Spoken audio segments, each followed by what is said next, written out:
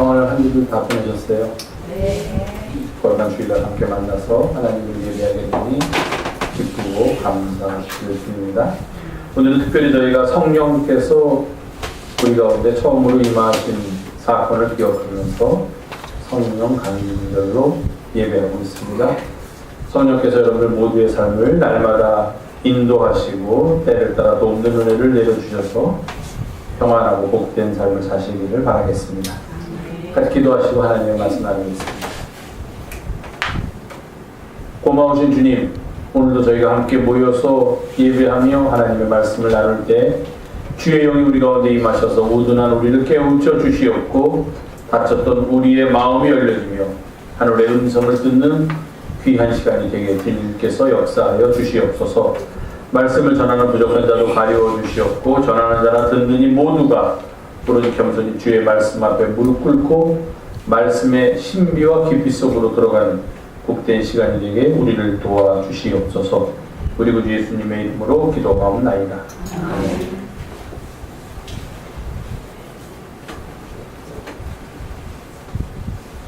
오늘은 성령 강림절입니다. 성령 강림절은 영어로는 펜테코스트라고 얘기하는데요.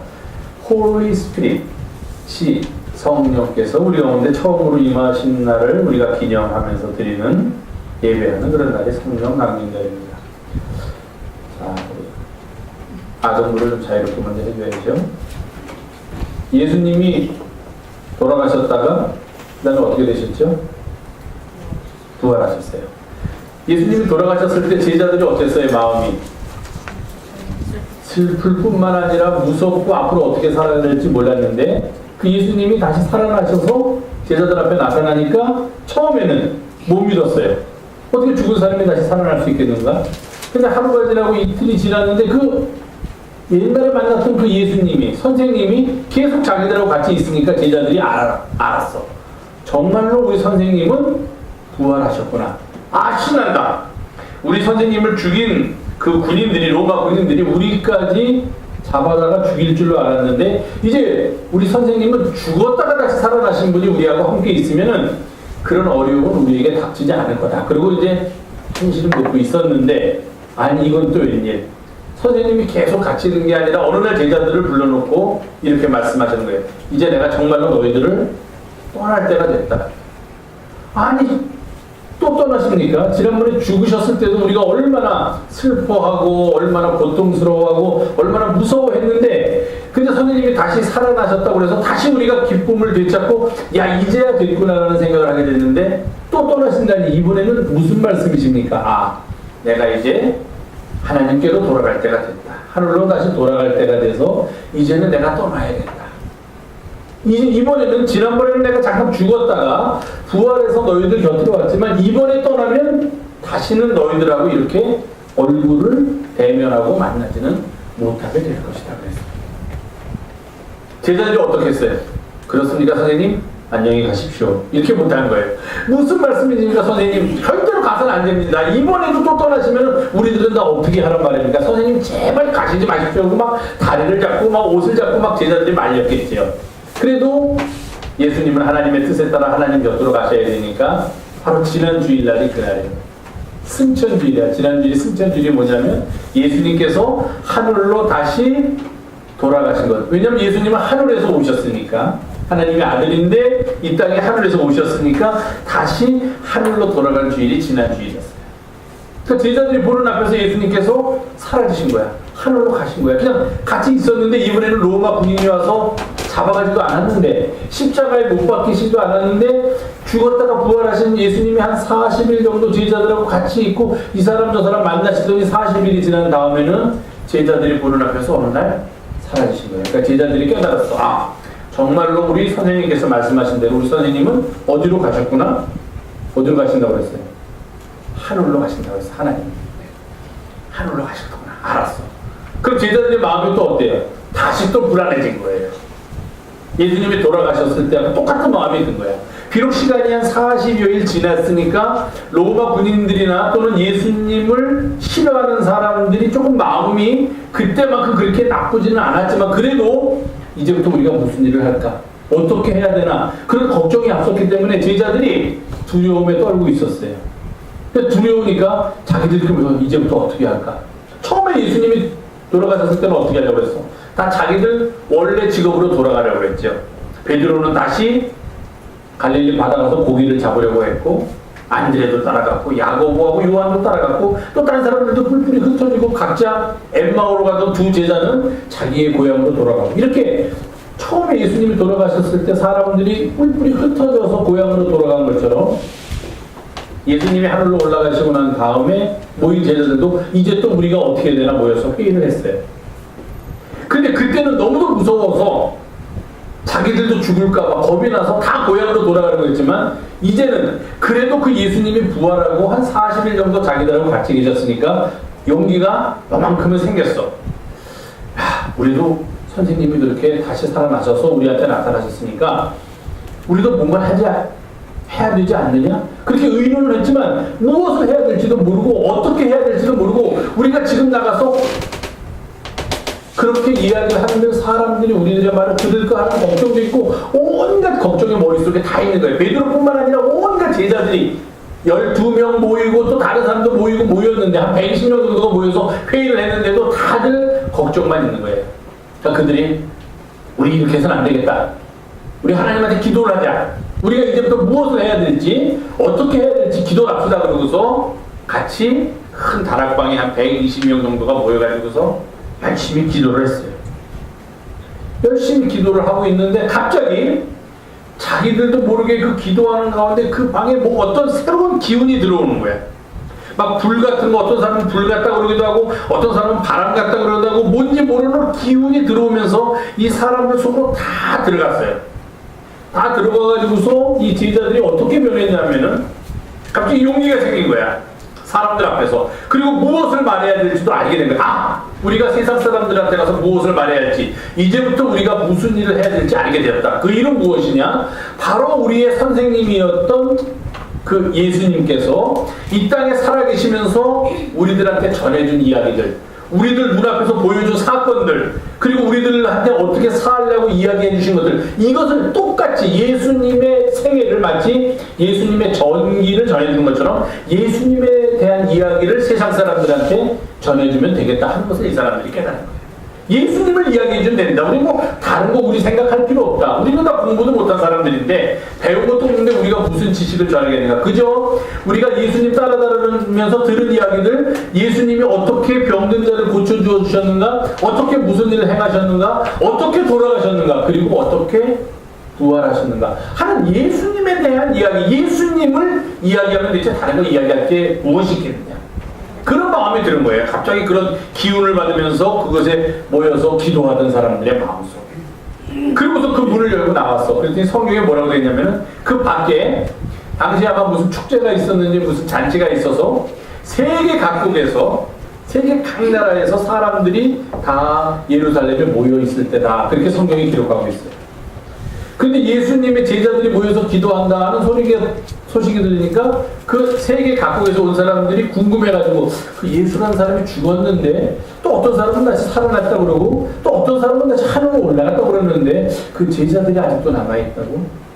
무엇을 하고 있는 걸까? 궁금해가지고 그 사람들이 모여있다는데 밖에서 어슬렁어슬렁거리면서 저 사람들이 무엇을 하고 있나 이렇게 관심을 갖고 있었어요.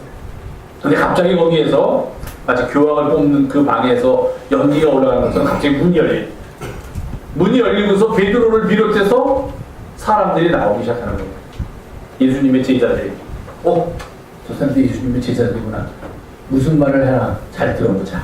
그 사람들이 듣는데 성경이 이렇게 됐어요. 나오더니 이 사람들이 말을 하기 시작하는데, 예수님의 제자들이 말을 하기 시작하는데 내용은 똑같은 내용이야. 예수님께서 어떻게 돌아가시고 어떻게 부활하셨는가, 예수님이 어떻게 하나님의 아들이신가, 예수님이 누구신가 하는 것을 똑같이 얘기하는데, 지금 말로 하면 예를 들면 베드로는 갑자기 영어의 영자도 모르고 영어만 들으면 울렁증이 있던 사람인데 영어로 그 얘기를 막 하는 거예요. 미국에서 온 사람들이 다 듣고 베드로가 영어를 하니까 베드로를 다 쳐다봐요. 근데 또 다른 제자는 나와가지고서 독일말로 막 그 얘기를 똑같이 하는 거예요. 그러니까 독일에서 온 사람들은 또 영어는 잘 몰랐는데 갑자기 자기 독일말이 들으니까 그쪽을 쳐다보고, 또 어떤 사람 어떤 제자 나와가지고 예를 드는 거예요. 예를 들어서 프랑스 말을 막 하고 또 어떤 사람은 나와서 또 다른 나라 말을 막 하고 뭐 그러니까 거기 그 많은 사람들이 각각 여러 나라에서 온 사람들이 다 자기 나라 말로 예수님에 대한 이야기를 듣게 되었다. 성경이 그렇게 기록해요. 어떻게 가능한가? 베드로가 언제 다른 나라 말을 배웠나? 학교는 제대로 다니는가? 그런 적 없다는 거예요. 어떻게 가능하게 이 일이 일어나는가? 바로 성령께서 그들 가운데 임하셨기 때문에 이런 일이 일어난다는 거예요.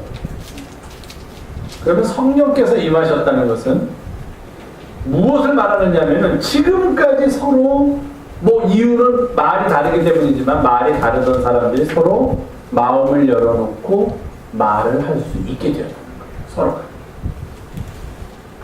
자, 다른 사람하고 이야기할 때 말이 안 통하면 어때요? 답답하죠? 내 생각. 전에도 못 알아듣고 저 사람이 말하는 것도 못 알아듣고. 같은 한국말을 하는데 말이 안 통하면은 왜 말이 안 통할까요? 어른들이 대답해 주세요. 말이 왜 안 통할까? 사투리를 심하게 써서? 아니죠. 웬만큼 사투리 써도 제주도 가도 사투리 심하게 쓰지만 그래도 대충은 알아들어요. 왜 말이 안 통할까?